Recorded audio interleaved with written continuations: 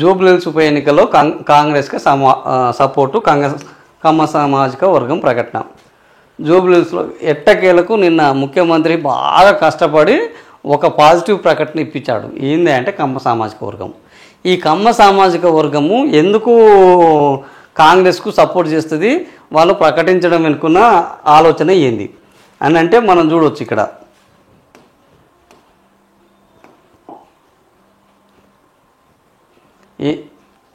ఏది కమ్మ సామాజిక వర్గం ప్రకటన, కాంగ్రెస్కి సపోర్టు. మరి ఇప్పుడు బీఆర్ఎస్ అభ్యర్థి ఎవరు? బీఆర్ఎస్ అభ్యర్థి డైరెక్ట్గా ఎవరు అని అంటే ఎవరు? సునీత, మాగంటి సునీత. ఈ మాగంటి సునీత ఎవరు? కమ్మ సామాజిక వర్గం. ఇవి డైరెక్ట్గా కమ్మ సామాజిక వర్గం, ఇంకా మరి వేరే అటో ఇటో కూడా కాదు, నేరుగా కమ్మ సామాజిక వర్గం. ఇప్పుడు జూబ్లీహిల్స్లో ఎవరున్నారు? ఇదంతా కమ్మ సామాజిక వర్గం బ్యాచ్. అరకెప్పుడు గాంధీ, తుమ్మల నాగేశ్వరరావు, సివి రావు, పొన్నం ప్రభాకరు, వీళ్ళందరూ కూడా కమ్మ సామాజిక వర్గం నేతలు. ఈ కమ్మ సామాజిక వర్గం నేతలు ముఖ్యమంత్రి దగ్గరికి వచ్చి మంచిగా నవ్వుకుంటా, మేము వీళ్ళ దగ్గర ఎంతమంది ఓట్లు వేయిస్తారు, ఎంతమంది మనస్ఫూర్తిగా పనిచేస్తారు, ఈ పనిచేసే పరిస్థితి ఇప్పుడు కమ్మ ఓటర్లు కమ్మోళ్ళు కాకుండా ఎవరికి నవీన్ యాదవ్కి వేసే పరిస్థితి ఉంటుందా? రేపు కమ్మోళ్ళు నవీన్ యాదవ్ దగ్గరికి పోయి మాకు పని చేయమని అడిగే పరిస్థితి ఉంటుందా? నవీన్ యాదవ్ కమ్మోళ్ళ ఆధిపత్యాన్ని అంగీకరిస్తారా? ఇవన్నీ ప్రశ్నలు ఉంటాయి వాళ్ళలో. అవన్నీ ప్రశ్నలు కాదని ఒక ప్రకటన అయితే ఇప్పించుకున్నారు. మేము కూడా ఇక తప్పని పరిస్థితిలో ఆడికి వచ్చి ఎవరు తుమ్మల నాగేశ్వరరావు ముఖం చూసి తుమ్మల నాగేశ్వరరావు అంతా ఏర్పాట్లు చేస్తే ఆ తుమ్మల నాగేశ్వరరావు ఏర్పాట్లు చేశారు కాబట్టి కమ్మ సామాజిక వర్గము మేము మీకు మద్దతు ఇస్తాము అని చెప్తున్నారు. ఇప్పుడు ఇక్కడ ఇంకొక ఫ్యాక్టర్ ఉన్నది. ఏది? ఆంధ్ర సెటిలర్స్. జూబ్లీహిల్స్ అంటేనే జూబ్లీహిల్స్లో ఎక్కువ మంది ఎవరున్నారు? సినిమా ఇండస్ట్రీ ఉన్నది ఒకటి, ఆ తర్వాత బుల్లితెర 2, ఇంకోటి మీడియా 3. ఈ 3 ఎవరి ఆధ్వర్యంలో నడుస్తున్నాయి? మ్యాక్సిమము ఆంధ్ర వాళ్ళ చేతుల్లో నడుస్తున్నాయి.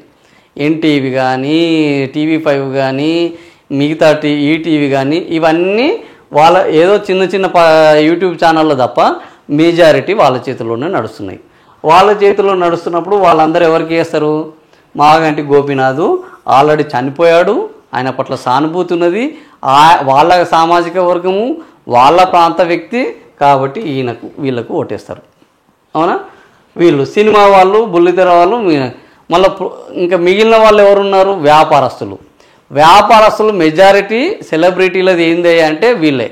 ఇప్పుడు సెలబ్రిటీలో ఎక్కువ మన పోలింగ్ శాతం చూస్తే కూడా నిన్ననే వి ప్రకాష్ అనలిస్ట్ చెప్పారు, బస్తీలలో కంటే బంగ్లాలలోనే ఎక్కువ పోలింగ్ జరిగింది గత ఎన్నికల్లో. ఎందుకంటే బస్తీలు 50 ఎకరాలు ఉంటే ఆడ గుడిసెలు ఎన్ని ఉంటాయి? ఒక 250 గుడిసెలు ఉంటాయి. ఆ 250 గుడిసెల్లో ఎంతమంది ఉంటారు? ఒక్కొక్క గుడిసెలో 5 ఉన్నారు అనుకుంది. 250 గుడిసెల్లో 1250 మంది ఉంటారు. 1250 మందిలో ఓట్లు ఎంతమంది ఉంటాయి? అందులో ఒక 30% పిల్లలు పోయారు అనుకో, 1000 ఓట్లు ఉంటాయి. ఎంత? ఒక 50 ఎకరాలు ఉంటే 1000 ఓట్లు ఉంటాయి ఆడ. కానీ ఇదే ఒక 50 గుంటలలో వీళ్ళు ఏం చేస్తున్నారు?